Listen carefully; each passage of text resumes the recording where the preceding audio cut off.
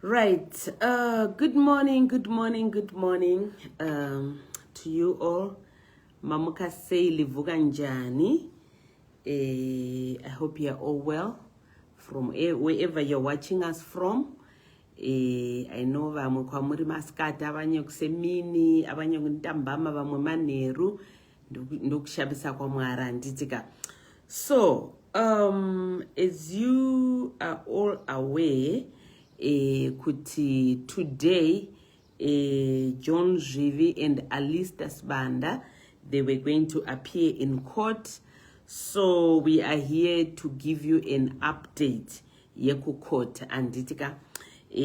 Saka whilst we are waiting in those vavanu, they are just tuning in now. When you are just tuning in now, whilst we are waiting for you guys to come through. Regaitite, so it's 13 days to go now before we close kana kuti tita vara for my favorable rates a Mother's Day ne Father's Day and ditika. So next year Mother's Day we are going to be in Cape Town. Sakatukuti chini register now by paying a deposit of $250, which will go towards mari yaunengo chafanda kubadara for Mother's Day before the 31st of October. The reason being my flights takapiwa my flights are cheap provided we pay by the 31st of October. After the 31st of October my rates anenga kukwira. Saka kana urudo zvirinani ukabhadhara deposit yako for Mother's Day next year Cape Town $250. Vana baba tukenda ku Dubai for Father's Day tukuda a deposit of $300 yekuti tikwanise kunobhadhara for my flights are cheaper, my rates achiri nani. After the 31st of October my rates they'll be getting higher. Actually not only for my flights, even accommodation, even my service providers for all the activities and other services that we are going to be getting. Saka, no, that's the reason. So for registering, please get in touch. Chirikuitika nichokuti price irikusiyana vamwe vari kuyo vachibva overseas like kunana UK, kunana Canada, Australia, America vachizosangana nevabereki ku Dubai kana kuti vachizosangana nevabereki ku Cape Town. So kuti unyatsoziva miri papi kana zvakamira sei, just get in touch with us on 0786 528 180 0786 528 180 or 0718 508 815, and we are going to pin those numbers there. Regard teachers also korora this information. Ndabatisa Mr. Minutes. Mr. Minutes, good morning to you. Okay, kuriseiko kujonisha mari mvura yakanga iri kunoku kwakusina umira mushe. Yeah, it was raining. Johannesburg a few days ago, but the weather is actually good. Ah, nice one. Right, so it was the bell hearing today for Alister Sibanda and John Zvivi. Zvafamba sei. Okay, I can confirm again, Alister Sibanda and John Zvivi, they appeared again at Randburg Magistrate Court, court number 3. Mvenge-mvenge, I can say 30 or 40 minutes ago. Let's say 30 minutes ago. Okay. So the purpose of the hearing today was for the bail application. Right. You remember last time, just the recap, the state, the investigating officer aka submit affidavit, right? Why asiri kuda kuti vapiwe bail Alister Sibanda na John Zvivi. He also stated on that affidavit kuti vanhu ava they are charged under Schedule 5, which is a very serious case. Yeah. Number 2, they don't have any place of residence.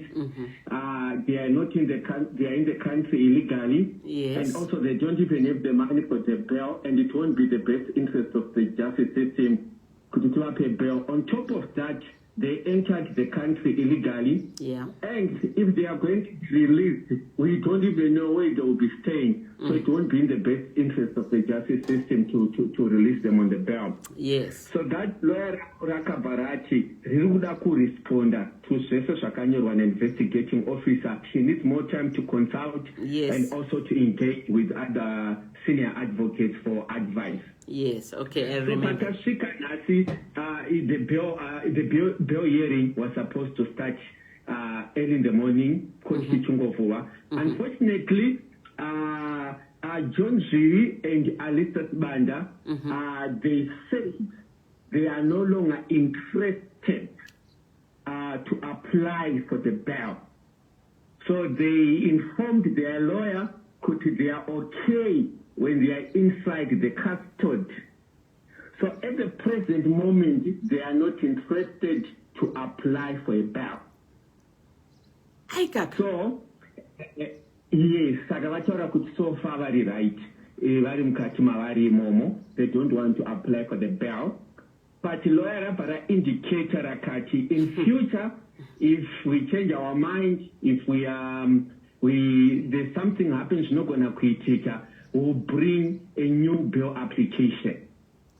So for now, they are not going to apply any bail. No part A, because they are going to be in custody. So the matter was remanded to 31 October.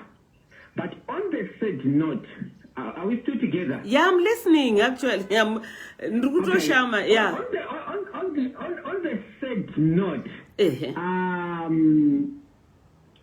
the Interpol is going to withdraw the charges for Alister Sibanda on John Zvivi on 31 October.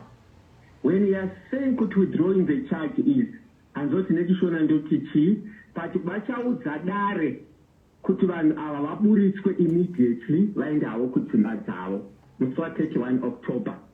I'm happy kuti this conversation was done in front of me, na my princess, na Sisi Atonek Kiripo. The reason is they haven't yet received the extradition or declaration documents from Zimbabwe. If you listen to me, the other conversation and Agaita, I was informed that the documents were sent to Interpol. But the head of Interpol in South Africa, Machona, Johannesburg or Central South Africa, he came to court today and he informed me that I'm going to withdraw the charges on 31 October. There's nothing else that I can do from my side. Your government has failed to send the documents to me. So in the absence of those documents, it's almost more than 3 months now. We have been asking for these documents. We haven't yet received the documents. So they won't be able to proceed with the case. So 31 October, we might see Alister Sibanda and John Zvivi vachitobuda vachenda kumba. Akomana naye Mwari. Ha! Mr. Mnetsi, mukuti chikwe mimi. It's just that my princess vanga varipo. Vataura Interpol instead they've given up on this case. There's nothing else that they can do. And the law does not allow them to keep them for a very long period without extradition document or the declaration. So there's nothing that they can do. He actually said to me, it is the second case recently whereby he withdrew charges after failing to get the documents from Zimbabwe. That's what he said to me. Per weekend, I thought you said the documents were sent. Yeah, that was the information I received. But Munwanda Nai, he's the person I know receive my documents achona. That's why he came in court himself. Then Kurum Wachona. And I told my princess, Kuti, there's nothing that I'm going to do from my side. I've tried my best. And I cannot continue to keep these people inside. Otherwise, they will sue Interpol. Sure. Millions of money. And also, on another new development again, in their extradition, hearing is also going to be handled by a senior advocate.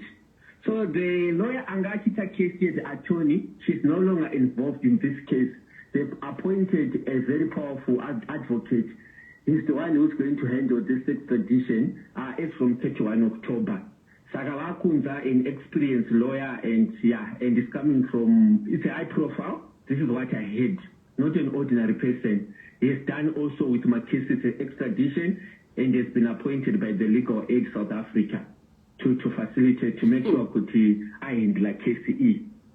So it might also maybe Interpol, they are also aware a senior advocate to handle the case. And I can see also one of the reasons why maybe they decided not to proceed with the bail application. So they thought maybe it's a waste of time to bring a bail application. Obvious. I feel like that they know that they are going to be out already. And the other difficult part is even if let's say these documents are this week, we might also face a challenge. They were supposed to have been sent 30 days ago.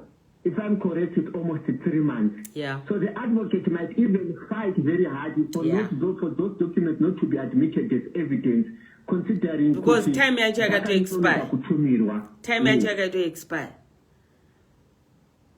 Yes, but my princess was there when we were informed if we don't get the documents from today until 31, immediately it's the Interpol who are going to ask who are going to tell the magistrate for the matter to be withdrawn. Unfortunately, once the matter is withdrawn, they won't be able to charge them again. They are free people. There's a high possibility they might seek asylum. They can do whatever for them to remain in South Africa, so that they won't go back. Yeah. And they cannot be arrested again with Interpol on the same charges in South Africa. That's what they told me. Mr. Minutes, I'm at a loss of words. I'm at a loss of words. It is, because it's Captain Van Hayden. I was informed the documents were sent. Then he said, Mr. Minutes, if documents are sent, they are sent to me. Those people, they are on road alert. Whenever they send them, they should come to me. I don't have the documents. And he also informed the prosecutor, we don't have the documents, and they are also in agreement. To 31 October, they will be released immediately. Declaration and extradition papers were not sent. Because I was insisting to him, no, I was informed with my documents. Hey, I remember. I know through foreign affairs, through diplomatic channels, also we all know that I know the system more than you. Could my documents are Naimi, saka my princess are papi na iwe shamar. She was almost crying. Actually, she was crying. I can simply say that. She was crying. I've tried my best and I can't continue. Otherwise, I'm going to lose my job myself. I don't have the documents. I'm going to release one away. Sure. Mr. Mneta, I'm just at a loss of words. No, I was just expecting. He actually told me it is the second case. He can't withdraw after failing to get extradition document or declaration. Yeah. And he's also frustrated. Guys, I've tried my level best. I've given all my best detectives to work on the case. And we even pushed this case to be finalized as soon as possible. But what must I do? I don't have the documents. I don't have the declaration. Yeah. You know what? He actually gave me his number. So if there's someone from Interpol, I would tell the documents were sent to South Africa. Maybe you know anyone. And if a number, I've got the cell phone number I'm going to share with you. Okay. Maybe if you are going to try to speak to other officials. Yes. You know, by number, it's cell phone here, Captain Van Hayden, but with Delani KC. Direct, because it's the one who is going to withdraw the charges, Mr. 31. And he's withdrawing. So he gave me his direct cell phone number. And then I was insisting that the documents were sent, and he was saying the documents were not sent. So there's dispute. Yeah. So he said, if the documents are sent, they come to me. Sure. So then I couldn't continue to argue now. And then I can't go to my documents to me. Yeah, I shouldn't have thought in the Avanasi, so this is where we are. This is where we are sitting at the moment. 31 October, no documents. They are walking free. That's the end of the case.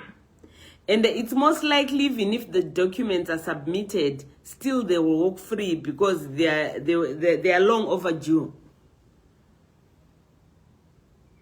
I didn't hear you. I'm saying even if the documents are submitted, it's most likely they will still walk free because time yacho yavaifana vaka submit the documents. It's long overdue. Yes. And I know that advocate is going to fight for that because Nazongo Punzo Tomatives, Pakatano Muzivandianeta extradition he's very good. He's very good in international law. He's also very good in extradition law. Though under Bundas Vitas you see him Muswachona one Canarimo. It's not going to help because they are going to withdraw. Unless my documents are not Interpol. But I can tell you, the defense is aware, so far, my documents are not and the 30 days expired. So those are how the necessary to apply for bail. Is there any bail?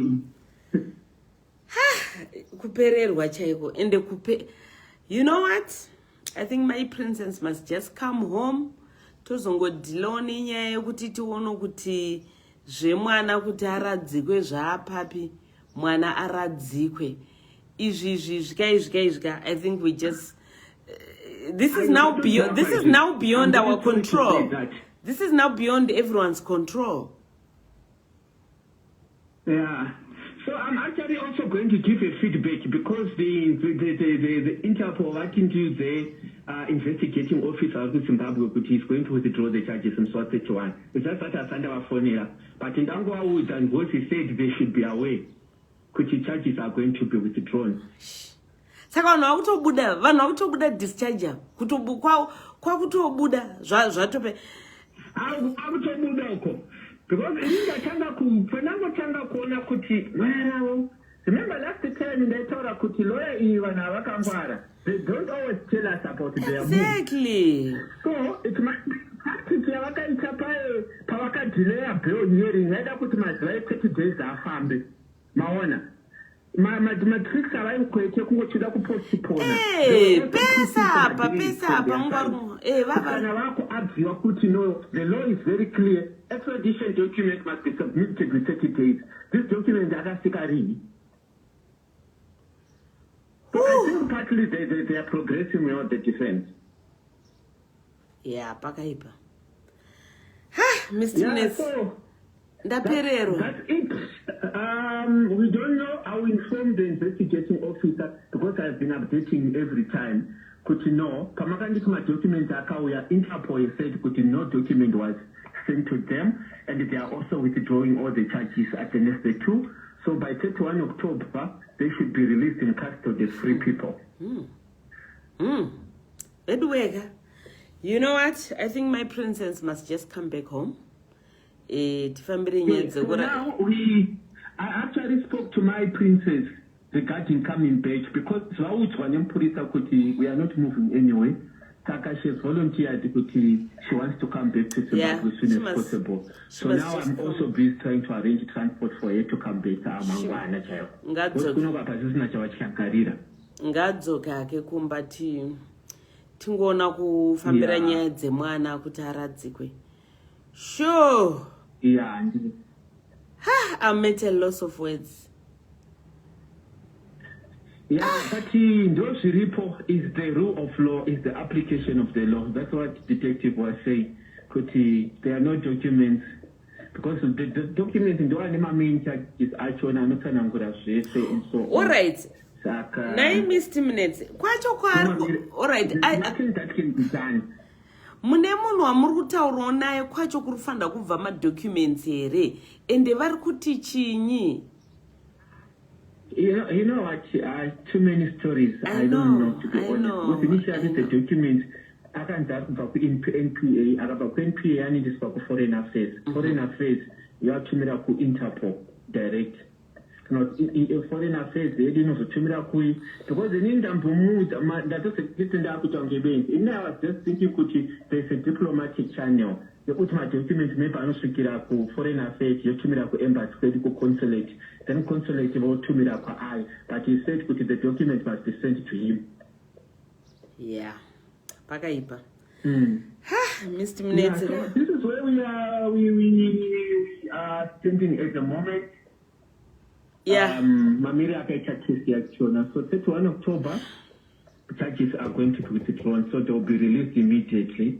This is what is their plan here, Johnny Nani and Alister. Alister. Yes. You know what?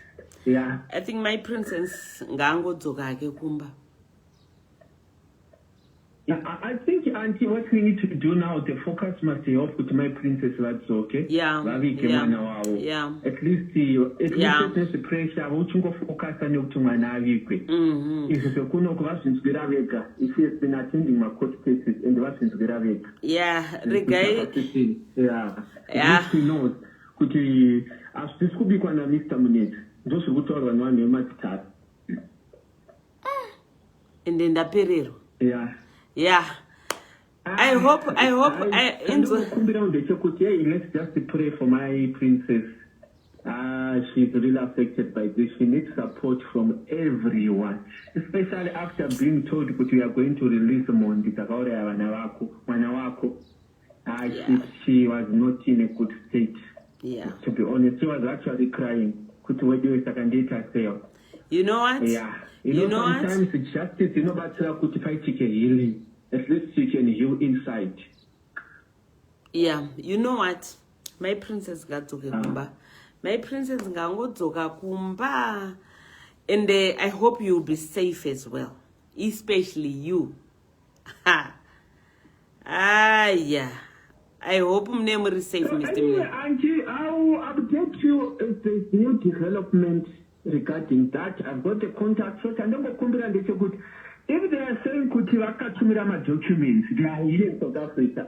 I've got the direct number. They are Captain Van Hastings. You can also send them a Kuruacho Navariko. I don't want to my big fancy. What my phone here? Okay. Otherwise, yeah, those are the Captain. I need my number, our direct number. No, it's okay. You can share the number with me. Yeah, please send me the number. Then all right, thank you very much. Mr. Mnetsi, thank you so much, and please stay safe, Shaman. You will watch. Oh, guys. Eninda pererwa wangu.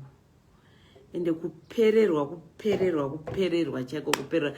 You know, just when takuita hope yokuti okay, let's say kuti nyaya bail hearing ichamira say. I think just like what Mr. Mnetsi said, kuti nyaya inogona vachagona kuramba vachingotenderera.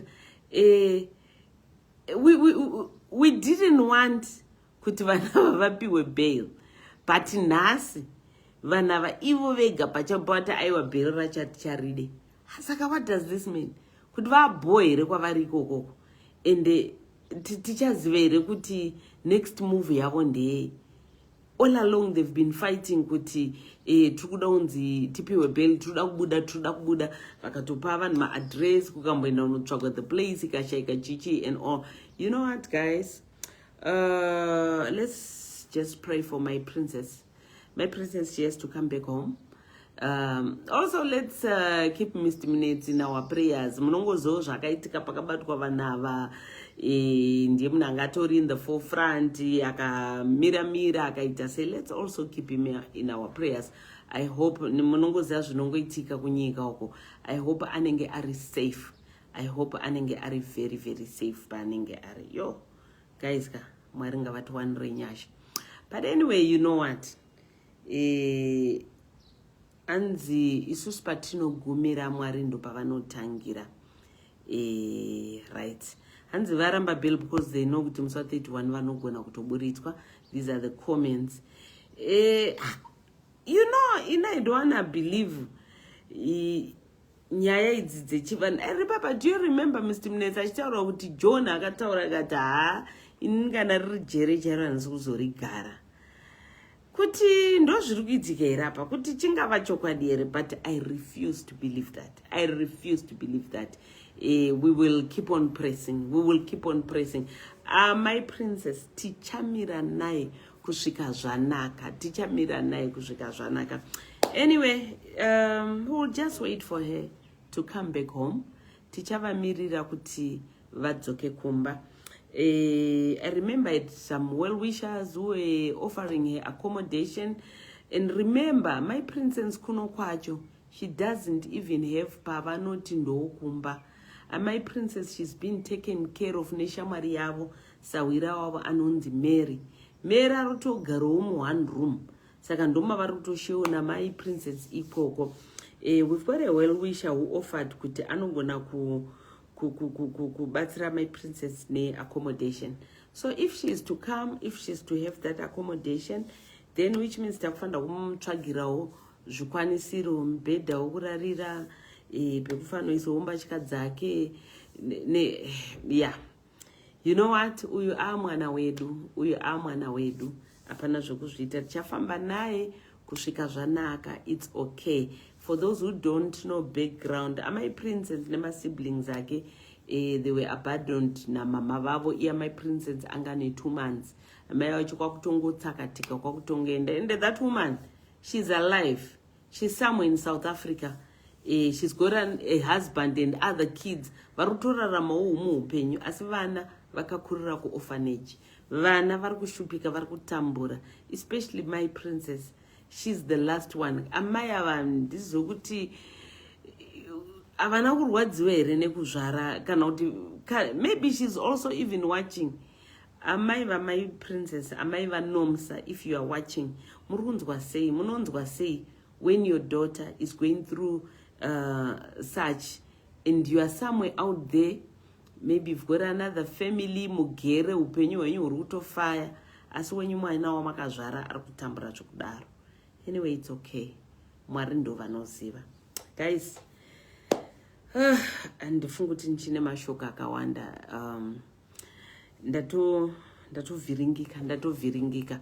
We need to kuchiita arrangements okuna kuti my princess adzoka, kuona kuti pachagara zvakamira sei, zvichafamba sei, nyaya DNA emwana, kubatanidza zvinhu zvacho zvese kuona kuti toita sei. Anyway, let's continue praying for my princess. Let's also keep Mr. Mnetsa in our prayers, because ainika senge kwavari uko kunzi munhu unongomuka watongoiswa bara mumusoro ka kunototyisa zvinenge zvisina kutombomira mushe. Lastly, nyaya registration yeMother's Day and Father's Day, deadline yema-favorable rates, ma-rates ari nani, is the 31st of October. After that, ma-rates anenge akukwira.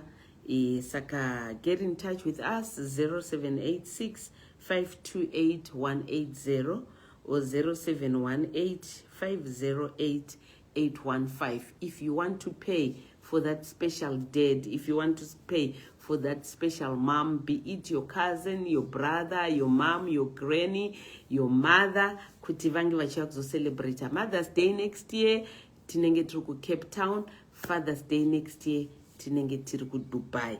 You know what? Mwari vatibatsira tizongono celebrate Mother's Day na my princess nai. Ndo vanhu vekuti vanomboya timbonyaradzana timbofara takadaro. So yeah, zvakangoma mufunge. Anyway guys, thank you so much. Maita basa siyabonga. Ngatsangane mune zvimwe zvirongwa chazenge chikupai updates if there are going to be any changes. Thank you so much, Mr. Mnetsa, and great hope for standing by the people of Zimbabwe. Vanenge vawirawo mune zvinenge zvichinetsa, zvinenge zvichirema, you're always there for them. Thank you so much. May God bless you. And please, we also pray for your protection. Kuti pamuri kuita mabasa enyu iwaya munge muve nekuchengetedzwa nenyasha dzaMwari. Thank you. God bless you and have a blessed day.